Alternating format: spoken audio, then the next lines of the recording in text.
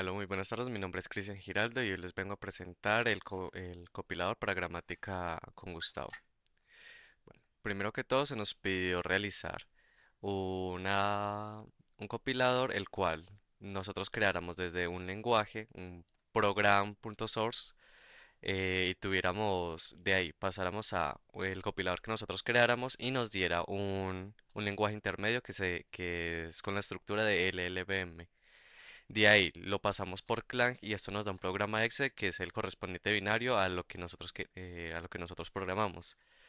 Entonces, primero que todo, vamos a empezar. Este es el flujo que tenemos. Entonces, primero que todo, vamos a ver la gramática correspondiente a mi lenguaje. Venimos acá. Este es el repositorio por si alguien lo quiere ver. Venimos aquí. Que esto no se actualiza. Y venimos por acá. Tomamos mi gramática, la ponemos acá. Y acá tengo un programa de ejemplo. Entonces, mi programa, ¿en qué se basa esto? Primero que todo, vamos a iniciar con definiendo una función. El programa como yo lo realicé trata de siempre tener una función de inicio, no tiene cosas por fuera de sus funciones. Por eso, si podemos ver acá, tenemos una función main que es la primera que se va a ejecutar. Cuando definimos nuestra función en la gramática va a tener un nombre que va a ser name, los argumentos y el block que es lo que va a estar dentro o sea, van a ser la ejecución que se va, ¿cómo lo explico? Lo que se va a ejecutar en la función. Los argumentos van a ser, o puede ser ninguno, ¿cierto? Una palabra o una sucesión de varias palabras. Entonces, por ejemplo, aquí en el main podemos ver que no hay ninguna, acá hay dos, podríamos ponerte una y no habría ningún error. Listo. Entonces, el block puede tener algo, ¿cierto? Que sería un statement o nada para eso, porque pues puede estar vacío. Entonces, mi statement se refiere a que hay tres tipos de cosas que pueden estar en el block. Puede ser un statement para retornar, que sería, digamos, este caso, el condicional y una expresión cualquiera. Y el punto y coma, que es la que nos está diciendo que va a cerrar ese statement, o esa expresión o ese statement.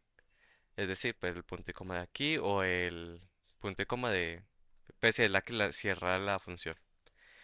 Luego, mi statement del condicional es que yo voy a tener una condicional, o sea, voy a tener if, mi condicional va a ser if, entonces podemos verlo acá.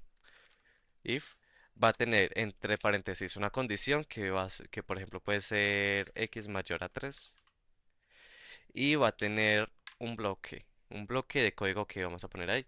O si no, también puede ser exactamente lo mismo, pero con un else. ¿Sí? Y mire que como podemos ver acá puede estar vacío. Entonces, acá mismo en este bloque, como ya sabemos, puede ir un return statement. Entonces, venimos acá y podemos escribir return 1 en caso de que x sea mayor a 3 o retornar 0 en el caso de que sea menor a 3. Acá podemos ver cómo funcionan mis condicionales, que es una expresión, un operador comparativo y otra expresión. Es decir, acá tenemos una variable, el comparador y otro nombre. Y pues otra expresión que en este caso es un número. Y si venimos aquí directamente podemos ver que esta expresión, la expresión la definimos un, como un término o un término más un operador aritmético y otro término. Por eso está este cerradura de Klein. Y un término va a ser un factor, un operador de multiplicación o división que lo estructure de esta manera para poder tener cierta prioridad en los elementos. Estoy grabando de esta forma porque me quedó muy complicado no tengo cámara en el computador, entonces pues tocó realizar de esta forma. Entonces, por la prioridad de elementos siempre se va a ejecutar primero la multiplicación que la suma. Y un factor puede ser un llamado a una función, puede ser una word, que es una variable, o puede ser un número, como podemos ver aquí.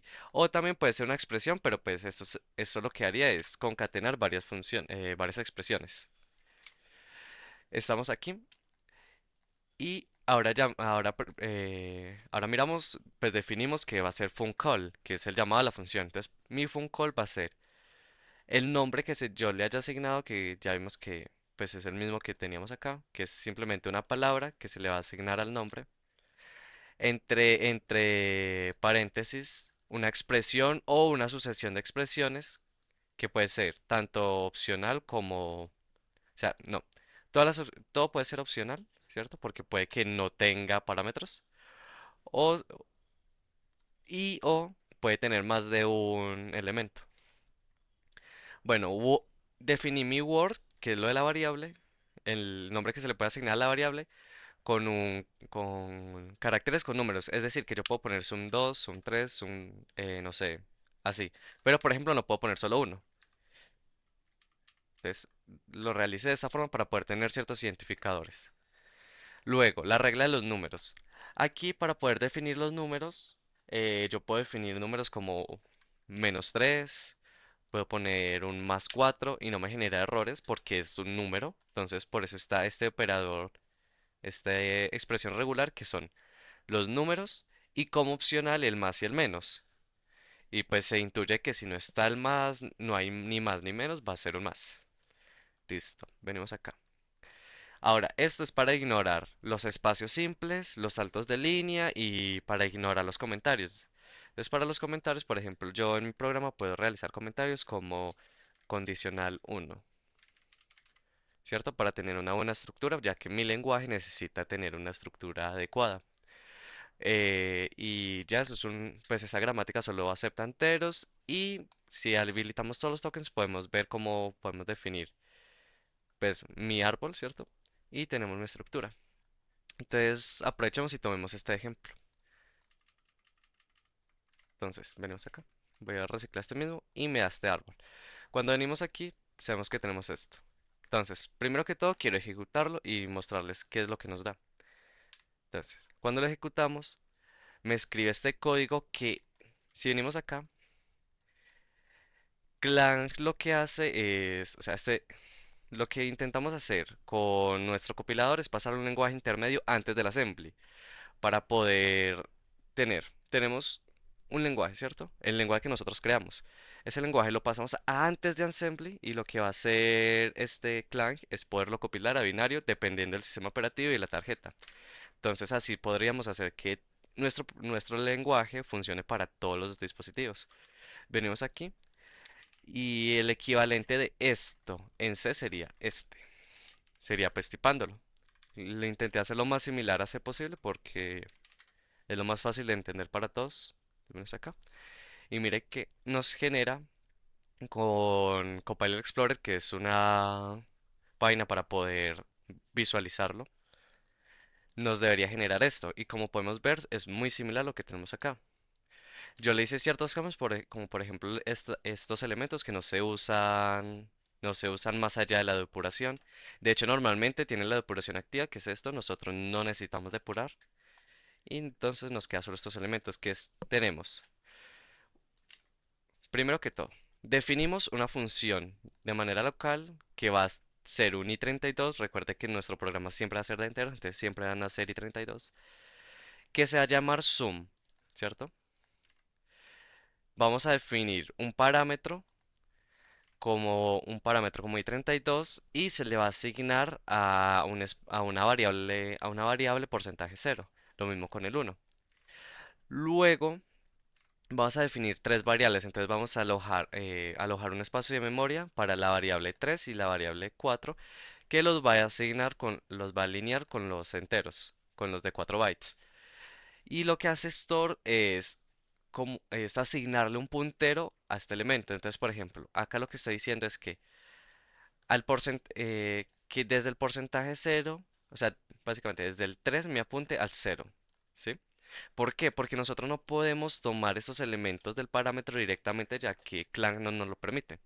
Entonces, esa es la estructura que nosotros estamos llevando con LLVM, LLVM, para poderlo generar de esta manera. Entonces, cargamos mi parámetro uno y mi parámetro 2 en variables ya en el scope, dentro de la función. Y luego lo que hacemos va a ser venimos acá y cargamos el puntero y el puntero, o sea, hacemos una referencia al puntero 3 y al puntero 4, porque una vez que tengamos unas variables asignadas no debemos editarlas. Entonces tenemos porcentaje 5 y porcentaje 6, las cargamos y vamos a crear una variable número 7 que va a añadir, o sea, va a sumar, va a añadir, va a sumar, add, la variable 5 y la variable 6 y luego me la va a retornar. Eso es lo que hace sum. Entonces yo vengo a sum, luego voy a mi main, entonces defino mi main.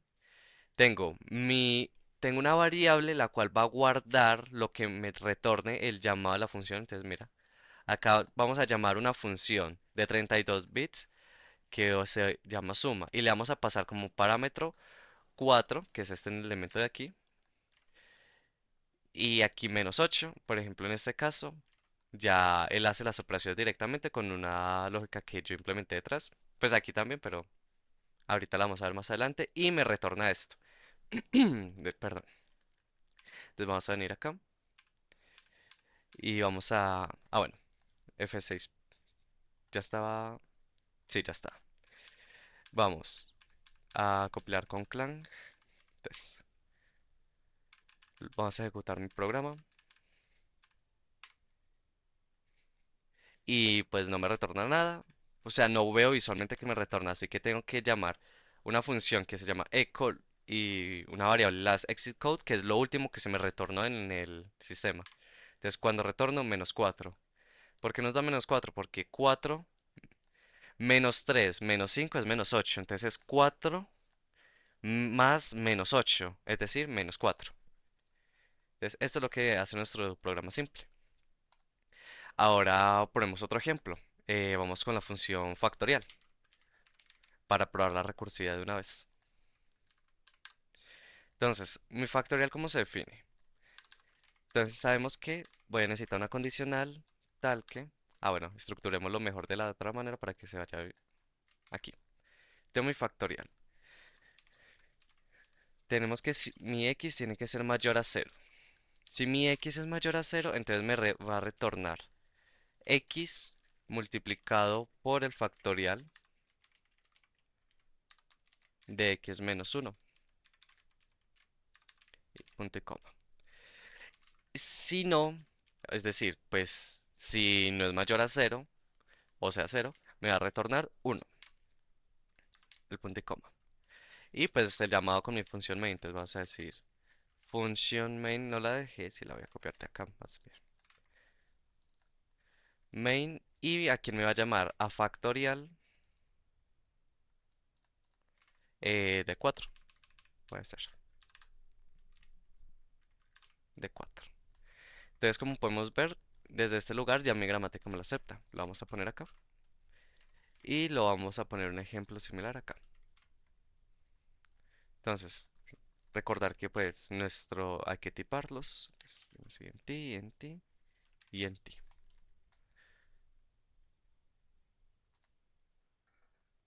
¿Qué me falta? No, ahí está bien. Eso es lo que me debe generar. O algo muy similar a esto. Entonces vamos a compilar. Y como podemos ver, se me genera esta forma. Estos son un carácter especial que uso por una lógica que tengo detrás de reemplazo. Entonces me queda sobrando un carácter, pero eso no afecta al momento de compilación porque es un espacio. Es un carácter nulo. Pero Visual Studio sí lo toma. Entonces venimos acá. Está definiendo o sea, hace un define, ¿cierto? De una función de manera local que va a ser de enteros, el factorial y el parámetro. Me va a guardar la variable. Entonces aquí vamos a ver una cosa. Me va a guardar primero que todo una variable, ¿cierto? Me va a generar una variable, me va a guardar en una instancia de memoria que me va a guardar el parámetro. Luego voy a guardar otra variable o sea, voy a crear otra variable, le voy a asignar un espacio de memoria, porque esta variable va a ser la que yo use para retornar el elemento. O bueno, para comparar los elementos. Entonces, estamos acá. Cuando aquí como podemos ver, lo que hace es cargarme mi porcentaje 3. En este caso ya es mi porcentaje 2 porque el orden no debe afectar al sistema. O sea, sí afecta, pero dependiendo de la lógica que yo maneje. Entonces yo tengo acá, cargo el puntero de mi variable sobre 4 y comparo 4 con 0. Y NCP significa que es mayor. Acá lo tengo. Entonces, si el elemento encuentra que es un mayor, entonces pone el compare CGT con una comparación de enteros de I34 entre 4 y 0. Y aquí lo que me hace es, dependiendo, o sea, me hace un BR, lo que hace es mandarme un label. Entonces, primero que todo me lo va a asignar. El resultado del 5 pues va a ser de un entero. Y me va a viajar, si esto me da true, me va a venir al 6. O sea, al label correspondiente al número 6, o sea, al 6. Si es falso, me manda al 12. Entonces venimos acá. Y tenemos que mi porcentaje, que me va a crear una instancia de memoria del puntero 2, dos veces. ¿Por qué? Porque luego porque necesito un puntero para multiplicar, o sea, referente a este de aquí al parámetro. Recuerde que no podemos tener, pues, una variable no debería servir para varias cosas, al menos no en este modelo de Clang. Entonces ya teníamos un puntero que referenciaba al parámetro, que era porcentaje 2, ¿sí? Del porcentaje 2, entonces voy a crear dos que me apunten al porcentaje 2, a la variable 2. Uno que va a servir para multiplicar, ¿sí? Y el otro que va a servir para guardarme la instancia. Espera, aquí. Uno me va a multiplicar y otro me va a guardar la instancia de la resta de este elemento de acá. Es decir, este sería con lo que voy a hacer mi porcentaje 7 y esto mi porcentaje 8. Y eso me lo va a guardar en un porcentaje, y el porcentaje 10 me va a llamar. Me hace un llamado a la función con el porcentaje 9, que es la resta, y el 11 pues me va a multiplicar lo que me multiplique, lo que me consiga de aquí. Esto lo voy a guardar en una variable 11, ¿cierto? Y de aquí ya me lleva a mi return statement, que es o sea, es el tercer label donde ya termina. Es decir, este es mi bloque, mi scope de verdadero. Este es mi bloque falso y este es mi bloque de finalización. Entonces, esto me llevaría al label correspondiente a la variable número 13. Entonces, en el 13 lo que hace es guardarme el valor. Entonces, tengo el 14, ¿cierto? Me guarda el puntero número 3 y me lo retorna. ¿Qué era el puntero número 3? La variable que íbamos a retornar. Bueno, en este caso aquí, la variable que íbamos a retornar desde el principio. Porque lo que va a hacer la recursión es tener un elemento, ¿cierto? Por ejemplo, 5. Vuelve a llamar a la función y luego me va a dar 4, 3, 2, 1 y los va a multiplicar. Eso es lo que quiero conseguir. Y aquí pues ya hago mi llamada a la función. Entonces el factorial de 4 sería 4 por 3 por 2 por 1. Que esto sería igual a 24 si no me equivoco. Entonces, compilamos.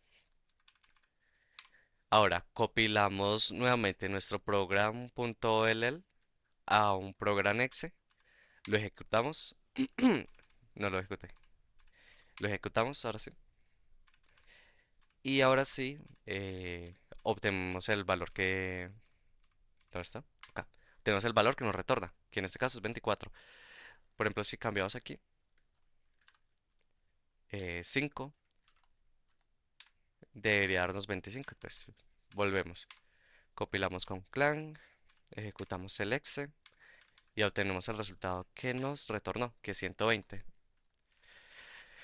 Entonces, esto básicamente nos está demostrando nuestras condicionales, nuestras comparaciones. Ya pudimos ver los ejemplos de las sumas y, por ejemplo, hay otros casos posibles de expresiones anidadas. Vamos a compararlo con, por ejemplo, hagamos varios ifs. Hagámoslo acá. Tenemos de ejemplo if, no, aquí no. Borramos esto. Por ejemplo, yo puedo tener que si sin x es mayor a 0, ¿cierto? Me entra una condicional que si x es mayor a 4 me haga tal cosa. Y entonces, por ejemplo, y aquí, por ejemplo, que me retorne 1. Pero si es mayor a 0 y menor a 4, pues no se me cumple la condicional, entonces voy a crear un else que, por ejemplo, me retorne return. me retorne cero. Y por ejemplo, en el caso que x no sea mayor a cero, entonces venimos acá y vamos a decir que va a retornar menos uno para poderlos estar diferenciando. Que me equivoqué acá. Esto, esto tenía que ir abajo. Porque ese es el es de acá, entonces este es el de afuera. Perfecto. Entonces esto voy a decir que si es mayor 3 mayor a 4 por ejemplo. Mayor a 4 y aquí mayor a 4. Venimos acá, volvemos a probar el ejemplo. Y este sería nuestro ejemplo de las expresiones anidadas. Compilamos y me genera todo esto. Ya explicar esto es un poquito más largo, pero se basa en mi primera comparación que me va a llevar al 6, ¿cierto? O al 13, que el 13 es el falso. Entonces, si viene al falso, en el falso ya me va a decir, asígneme este valor y vaya al label de salida, al bloque de salida. Si está en el 6, me va a hacer la otra comparación con el 8. Entonces, si es verdadero, me va a ir al 9. Y si es falso, me va a ir al 10. De aquí me va a pasar al 11, ¿cierto? O sea, del 9 al momento de reasignar me va a ir al 11 y del 11 me va a ir a la salida. Y del 10 me va a reasignar, va a ir al 11 y de ahí va a ir a la salida. Y de ahí me va a retornar el elemento. Entonces venimos acá. Ya compilamos. Entonces, esto nos debería retornar un cero en teoría. Porque 4 es mayor que cero pero 4 no es mayor a 4. Entonces, ya compilamos. Venimos acá. Ah, bueno, algo que tengo que mostrarles es este. Este es el árbol generado. Es lo mismo que nos genera acá, pero de una forma mucho más bonita. Y aquí es donde hacemos el recorrido. Ya les explico en código qué es lo que se hace. Entonces, compilamos con clang, ejecutamos y obtenemos el valor. Nos dio cero. En el caso de que acá fuera 5, nos debería retornar uno. Entonces, venimos acá, compilamos, compilamos de nuevo, ejecutamos el programa. A veces por ciertos procesos se demora algo en ejecutar, pero no en el momento de compilación. Es más que nada problemas del sistema operativo. Espera, cancel, lo vuelvo a ejecutar.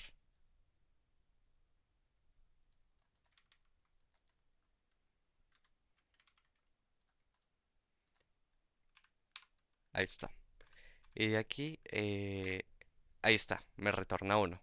Y en el caso de ser menos uno, por ejemplo, entonces yo le voy a decir, no, menos uno.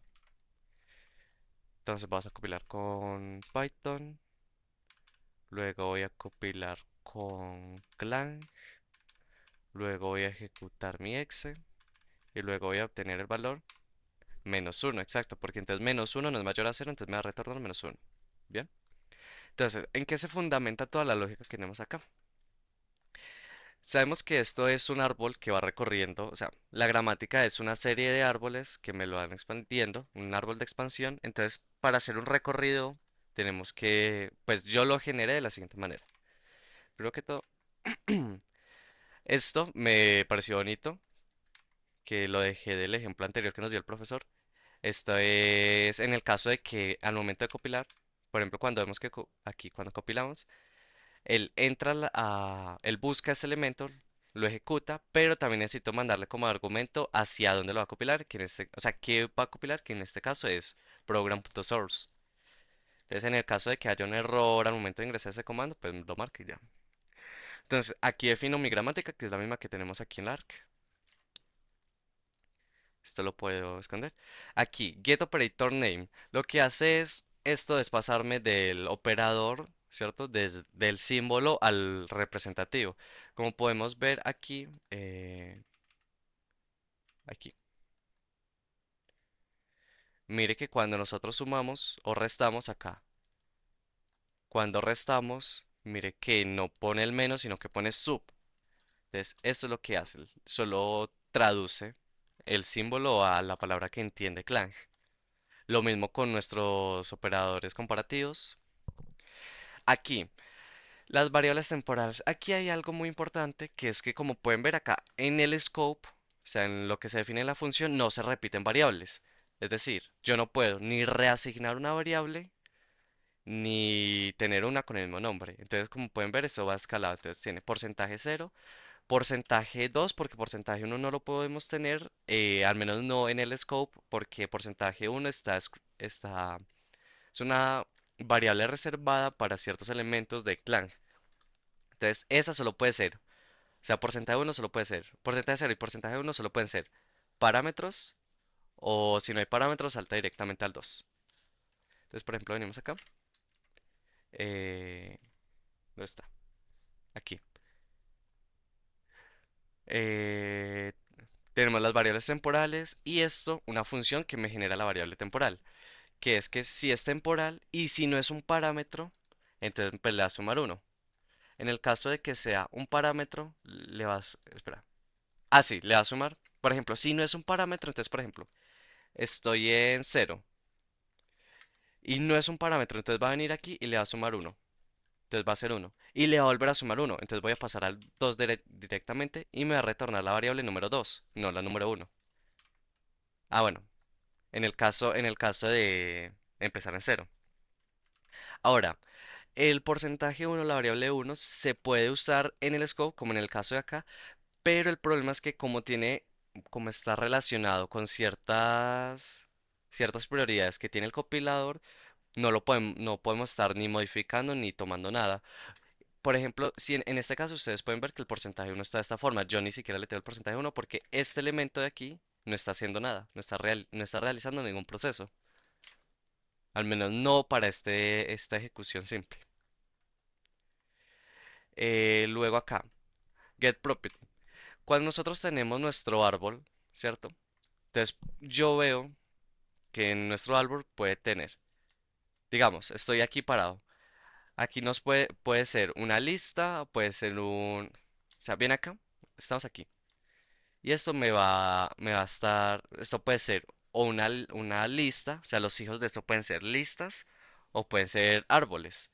Entonces, por eso yo creo, diferencio acá las instancias, porque por ejemplo, si es un token, pues un token no puedo acceder de manera tan simple, o sea, no le puedo decir punto .data, sino punto .type, y lo mismo al revés para los árboles, como podemos ver.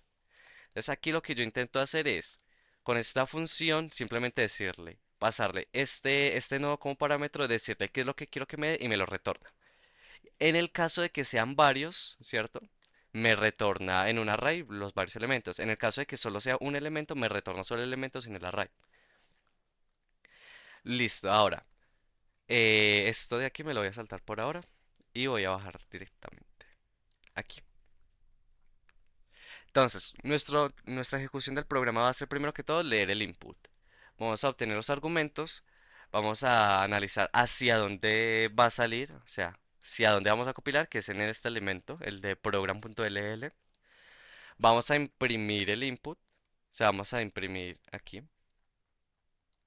esto de acá, o sea, desde donde estamos tomando la información, que en este caso es este elemento, y vamos a guardar en el parser, vamos a llamar a la función lark y vamos a mandarle la gramática que tenemos, en dónde va a iniciar y le voy a decir que me guarde todos los tokens.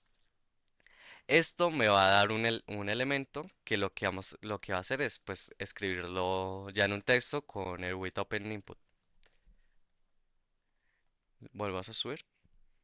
Ah, bueno, venimos acá. Entonces, tenemos el parser, tenemos aquí. Aquí me genera, primero que todo, el árbol. Me imprime el árbol de manera pues indentada. Me crea el árbol como PNG y como vector. El PNG es este. Y me ejecuta la primera función que se llama translate program.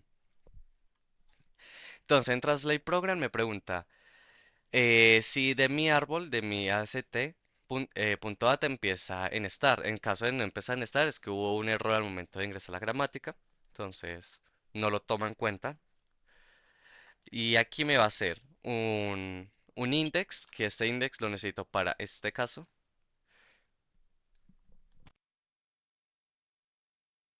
Listo. Lo necesito para ir numerando las funciones. Y chill, que es los hijos que tenga el star. O sea, en este caso dos funciones. Venimos acá. Aquí estamos definiendo mis dos funciones. ¿Está bien? Sí, está bien. Acá estamos definiendo mis dos funciones. Entonces, primero que todo, obtengo el nombre de la función con mi getProperty. Entonces, lo que viene a hacer es recorrer esto y buscarme name. Entonces, me obtiene el nodo de name. Y con el nodo de name, ¿dónde es que se está ejecutando? Name, ¿dónde está? Name. Es que le puse el mismo nombre y name. Bueno, ya lo retomaremos más adelante. Pero name es una palabra, la cual en este caso se llama mayor 4. Ah, no, no, me equivoqué acá, está. Name y función name. Lo que hace función name es, yo estoy en este nodo, ¿cierto? Pero a mí no me interesa este nodo, a mí me interesa el valor que está a lo último del nodo. Entonces, va a ir al primer hijo, ¿cierto? Luego, que es Word. Word solo puede tener un hijo, que es este token, y de este token me va a dar el valor. Luego obtengo los argumentos. Pueden ser varios argumentos. Entonces, me obtiene los argumentos y por cada uno de los nodos del argumento me va a estar guardando en el nombre de los argumentos, el argumento y una variable temporal, que va a ser un parámetro. Es decir, este elemento de acá, aquí, me está generando esto. Entonces, yo tengo un 5, entonces me va a decir una X. Entonces, X me va a guardar la X. Y también en un array, pues porque eso es un array, me va a guardar el X y la referencia en clan de X, que va a ser porcentaje cero. Y esto, pues si tengo Y, Z, W, N variables, va a funcionar. Aquí, después de generar mis variables, noté que hay un error de que yo no puedo pasar de 0 a 1 ni o bueno, tengo porcentaje 0, porcentaje 1, porcentaje 3. Tengo que guardar un espacio de memoria y seguir con el porcentaje 5, pero así no lo uso en código, o sea, tengo que saltar uno. Entonces, por eso es que tengo esto aquí, esta ejecución aquí. Empezamos a escribir la definición de mi función. Como podemos ver, pues, la definición de función va a ser define deseo local i32, porque solo manejamos i32, el arroba y el nombre de la función. Luego escribimos los argumentos con esto de que me va iterando por cada uno de los argumentos y me los agrega aquí. Me agrega el index, me agrega la llave, la abre y hace un salto de línea.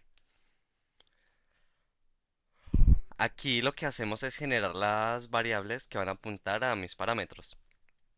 Es decir, en este caso acá tenemos que esta variable me está apuntando a este parámetro. Como recuerdan, nosotros no podemos estar tomando el parámetro directamente para hacer nuestra lógica, sino que lo que vamos ejecutando es, o sea, tenemos mi parámetro y necesito una variable que me apunte a mi parámetro. No puedo, y ahí hace la función, no puedo directamente con el parámetro porque claro, me manda error. Entonces, después de esto, venimos acá, tenemos eh, pues los argumentos, acá me los va haciendo, hace el salto de línea. Y ya me empieza a hacer la lógica del scope. Entonces venimos acá, aquí. ¿Sí es aquí? Sí, get property me obtiene pues el block, que pueden ser varios bloques de memoria. Viene aquí, me va a crear statement return, que es lo que me termina retornando. Entonces venimos acá y por cada bloque que tenga, o sea, por ejemplo, aquí, venimos a block. Puede tener, por cada statement que tenga, me va a guardar unos datos. Entonces, viene a los hijos, ¿cierto? Me va a ingresar sobre statement return lo que me retorna esta función. ¿Qué es esta función? Acá tiene mi return, es pues mi condicional, lo que me retorna es la condicional, que acá tengo mi translate return. Y aquí no, lo que retorne mi return, que suena redundante, que es por ejemplo aquí, por ejemplo acá. Tengo mi return, que me retorna esto, me retorna una expresión. Y esta expresión es un término que a su vez es un factor, que es el número uno. Y luego también está mi condicional. ¿Qué es mi condicional? Es una condición y uno o varios bloques. Que eso ya lo definimos en nuestra gramática anteriormente, en esta parte de acá. Esta parte de acá. Aquí digo que es un bloque o varios bloques. Bueno, dos bloques. Y aquí, return va a ser return y una expresión. Venimos acá. Acá lo que me está haciendo es, de mi return statement, vamos a usar la función de aquí abajo. No, esta no es. Aquí, return statement. Me va a iterar en los hijos y me va a encontrar la expresión. Entonces acá me encontró esta expresión. Luego de esa expresión me va a dar lo que me retorna la expresión, porque si son varias expresiones anidadas, necesito pues guardarla en una sola.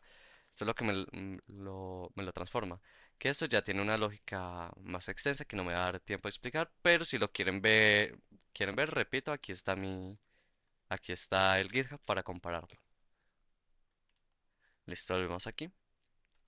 Tenemos, esto es lo que me traduce los términos, del término el factor, del factor recordemos que el factor también puede llamar otra función, ser una variable, me analiza la variable y pues me va haciendo todo el recorrido del árbol dependiendo los nodos que tenga que recorrer. De aquí, si la instancia es un string, por ejemplo, si es solo un uno o es un cero que lo estoy manejando como string, entonces me retorna el string. En el caso de no ser un string, lo que necesito es que me transforme esa expresión a una expresión más simple.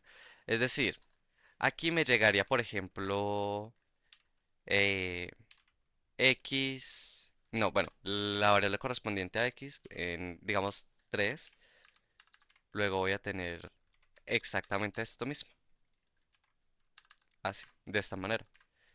Pero esto no nos sirve, necesitamos tener el valor completo. Entonces lo que hace esto es, primero que todo, si están anidadas, o sea, si hay varias expresiones anidadas, me las corrige y aquí las voy agregando. Entonces, por ejemplo, vamos a ver acá cómo se vería transform, print, transform expression. Si compilamos, aquí. Print transformer. No, esto no lo usa. Esta función no es necesaria. Si no estoy mal, para el factorial sí lo voy a necesitar, entonces voy a venir acá. No, para el factorial sí lo necesitaré. Voy a poner return 1, x más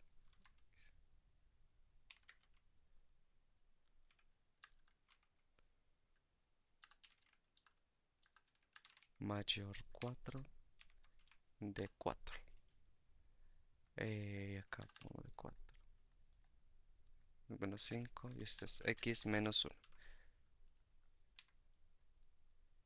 No, acá también me lo trae así. ¿Qué tal si hago esto?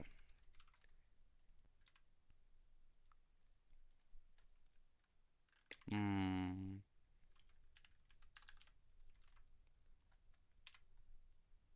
lo estoy imprimiendo antes de usarlo. Ya, eso era. Ahora sí, miren. Como podemos ver, si hay anidadas, entonces aquí me está diciendo que la variable número 8, ¿cierto? Aquí, cuando me la carga, voy a restarle 1. Entonces esto luego me lo va a asignar a la variable número 9, que es esta resta. Luego el 7 con el 7 con el 10 los voy a multiplicar y me lo va a guardar en el 11. Esto es lo que hace transform expression. Me pone mis variables en base a la jerarquía. Ya podemos eliminar esto. Ahora seguimos y de aquí me retorna la variable final. Que la variable final, por ejemplo, en este caso sería la variable 14, ya que lo que hace Clang es tener las variables enumeradas. Es decir, nosotros tenemos O sea, tengo que tener todo en orden. Yo no puedo decir 10, 5, 20 y lo que no, tengo que tener todo ordenado. Entonces, ¿qué voy realizando? Entonces, tengo, por ejemplo, 3, 4, 5, pero yo necesitaba saber cuánto era el final. Entonces, por eso lo retorna. Entonces, venimos acá, mi variable final y no, espera, ¿dónde está? Aquí. Me la retorna. ¿Y dónde me la retorna? Entonces, venimos acá, al llamado aquí. Return, return value. No, esperen. Es el otro, es este. Entonces me retorna lo que me retorna aquí, el statement. De este statement viene aquí y me hace un append. Puede ser varios retornos si hay mucho, si hay varios ifs anidados. Que es, por ejemplo, en el caso donde yo puedo tener. Si yo tengo varios ifs anidados, entonces mi cierre va a ser diferente. Entonces, por eso es que lo guardo como un. ¿Cómo qué? Como un statement, como un array statement return, pero como un array, no solo un elemento. Ya que si el elemento es solo uno, pues me escribe return. Si no, me escribe return, pero el primer elemento. Sé que suena redundante, pero el problema es que si no ponía eso, me ponía return dos veces por cada una de las variables que tenía. Ahora bien, vengo acá, pongo pues cierro mi función, llamo a mi variable global al contador y la inicializo otra vez en cero, ya que yo tengo que contar de cero por el scope que yo tenga de función. Es decir, cuando acá ya acabo en 14, la siguiente función ya vuelve a empezar en cero. Entonces, por ejemplo, empieza en cero, no tiene argumentos, pero no podemos usar ni cero ni uno, entonces va a venir a 2. Es lo primero que va a hacer. Y listo, eso sería todo. Ya el resto de funciones son funciones auxiliares para esto. Entonces, por ejemplo, acá mi return statement, que fue lo que ya explicamos, mi if statement, que es este. Bueno, este es un poquito más complicado, sí lo voy a explicar, ¿qué es? Primero que todo tenemos que obtener la condicional, pues el nodo de nuestra condicional, que en el caso es esta de acá, que puede ser, que son varias expresiones, o sea, son una expresión, el signo compartido de otra expresión, pero también pueden ser varias expresiones anidadas. Entonces la lógica ya la tengo implementada aquí en translate condition. Entonces guardo, primero que todo, entonces obtengo mi nodo de condiciones y mis nodos de instancias de memoria, o sea, los bloques. Si tengo una save bar va a ser la variable de retorno que tengo, ya que como puedo tener varios ifs anidados, necesito saber si están anidados o no. Y con esto los noto. Entonces en el primer llamado, mire que nosotros no le mandamos aquí, no le mandamos. Entonces venimos acá y decimos que si no es ninguno, entonces me va a alojar la variable. Por ejemplo, hagamos un programa más simple, como este, así. Y esto que sea cero.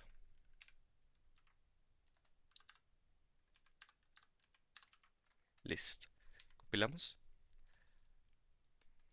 ¿En qué me equivoqué? 5x retorno al punto y coma. El punto y coma es muy importante. Ahí está. Entonces, vemos aquí que lo que me va a hacer es alojarme, o sea, me va a guardar. Lo que hace esta línea es, no, esta no es. Sí, esta. Me va a guardar en la variable que yo llamé variable de retorno. Me va a usar el puntero número 2.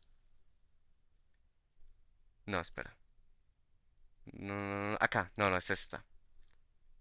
Es esta. Ta, ta, ta, ta. Local, a loca. Es esta. Que es la variable que voy a usar para comparar el elemento. Después de hacer la primera comparación del elemento, vengo acá a condition expression, traduzco mi expresión, voy a crear la variable de comparación, que esta ya sí sería, no, esta no es, es esta, y creo mi label de verdad, que sería ¿dónde está? Este porcentaje 6. Y creo una instancia falsa de placeholder. ¿Qué es lo que pasa? Cuando yo no puedo saber cuál es el último elemento. Es decir, En este momento no sé cuál es el último elemento que tengo porque tengo que recorrer todo el bloque de true para saber cuál es mi siguiente variable. Es decir, venimos acá, aquí. Entramos al 6, sabemos que el 6 es el que va después del 5, pero tengo que esperar todo el 6 para llegar al valor que me interesa. Ahora bien, ¿cuál es el problema? Que de aquí también me lleva al 13, pero yo no he definido el 12. Entonces esto me hace una serie, digamos, de que tengo que saber aquí, tengo que conocer este 12 para generar este, pero para generar este ya tuve que haber generado este, pero para generar este tengo que haber generado este. Entonces mi solución al problema fue hacer esto, poner una instancia, un patrón de carácter que no reconociera clan para poder más luego cuando obtuviera el valor del label falso, corregirlo. Entonces, por ejemplo, venimos acá. Eso es lo que me lo edita. Como pueden ver, aquí tengo aquí. Tun. Aquí tengo dos numerales y mi variable de comparación. Lo hago de esta manera porque si tengo varios ifs anidados no van a ir siempre al mismo label. Entonces, luego esto me lo va a reemplazar cuando yo obtenga mi valor falso. ¿Dónde obtengo mi valor falso? Eh, Aquí. Entonces vengo acá, escribo, pues tengo mi variable, mi true, mi false, o sea, mi false label placeholder, que es este carácter de acá. Y ahí sí voy a escribir mi label, o sea, mi bloque de verdad. Cuando termine de escribir mi bloque de verdad, esto me va a retornar el siguiente valor, que ese sí hace el falso y me lo va a guardar. En el caso de haber varios bloques, me va a omitir o no el elemento. Es decir, si yo no tengo un else, por ejemplo, esto se me va a omitir, que esto es lo que tengo acá y tengo acá abajo también. Acá. Esto, listo. ¿Dónde está? Acá. Entonces, si el bloque es una lista, es decir, que hay varios bloques, me hace ciertas cosas diferentes para pues poder comparar si tiene un retorno o no. Es acá, false. Entonces, acá ya tengo mi false label, ya creo mi instancia a través o sea, mi falso, mi bloque de mi condición falsa, la creo. Y vengo acá, si tengo una variable existente, si no tengo una variable existente, entonces simplemente me va a hacer o sea, me va a interpretar, me va a crear el label final, por ejemplo. Acá, aquí, cuando termino me guarda el valor en final bar, ¿sí? O sea, el porcentaje 9. Y voy a escribir ese 9 que va a ser donde ya termino mi sistema, mi algoritmo o mi scope. Vengo acá, me va a escribir este número. De aquí me va a hacer el load y de aquí ya me va a hacer el return, que me lo hace aquí. Viene aquí, me guarda mi variable final, subo aquí a translate, voy a donde lo llamaron por primera vez, que fue no, espérame, aquí. De aquí y de aquí ya me hace mi return, que es lo que teníamos la función anterior. Entonces, claro, en el momento de que ya sean ifs anidados, ya sí voy a estar guardando mi instancia de memoria y ese valor de return de safe bar lo voy a estar usando para poder darme cuenta si tengo una iteración o no. Entonces, safe bar, como podemos ver acá, si no existe una safe bar, entonces me genere una. Pero en el caso de que sí existe, entonces mi return bar va a ser esa safe bar.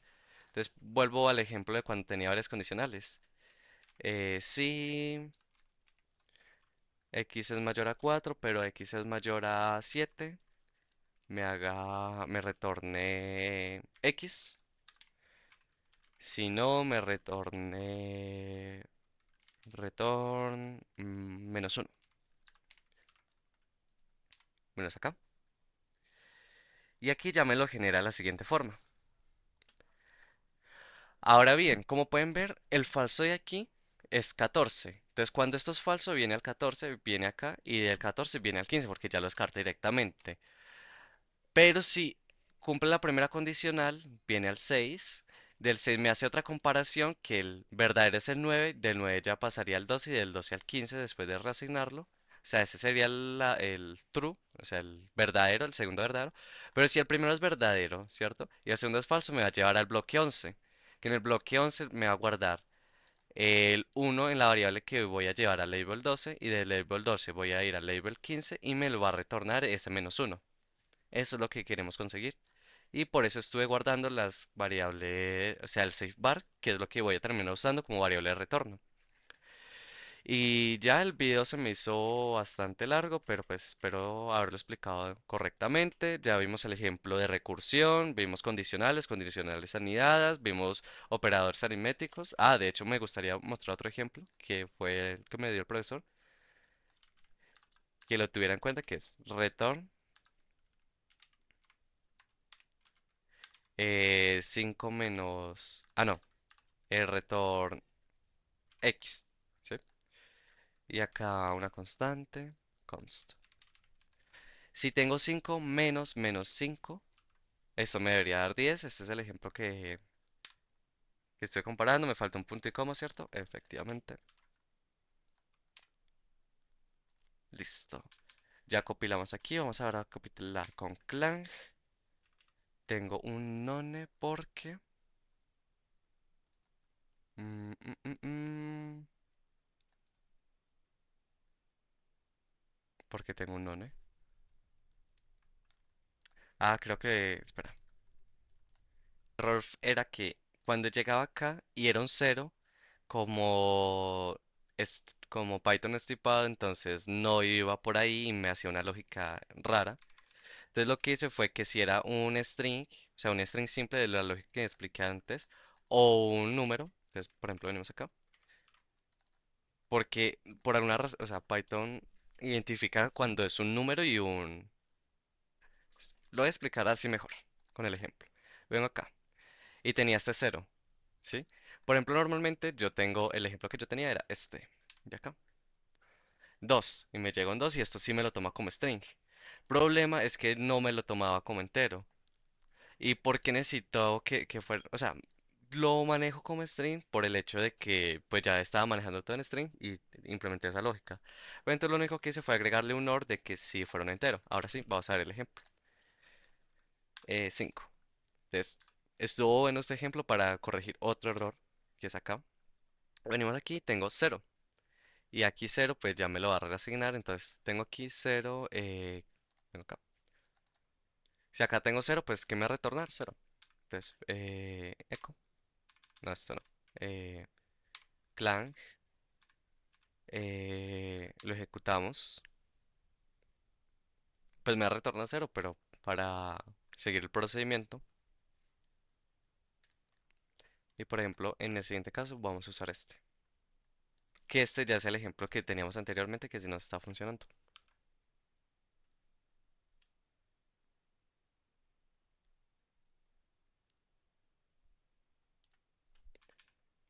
Listo, y acá. Listo. Bien. Venimos acá. Compilamos. Compilamos con clang. Ejecutamos el programa. Y obtenemos el valor, que en este caso nos debería dar 2. Efectivamente, nos da 2. Entonces volvemos al mismo. Ya tenemos recursión, tenemos los problemas, pues estos tipos de que puede tener varios tipos, puede ser más uno, menos uno y no me va a generar error. Recursión, condicionales, else, con o sin. Y ya, eso sería todo. Este sería mi compilador y queda estructurado de la siguiente manera. Listo, muchas gracias por ver y feliz tarde.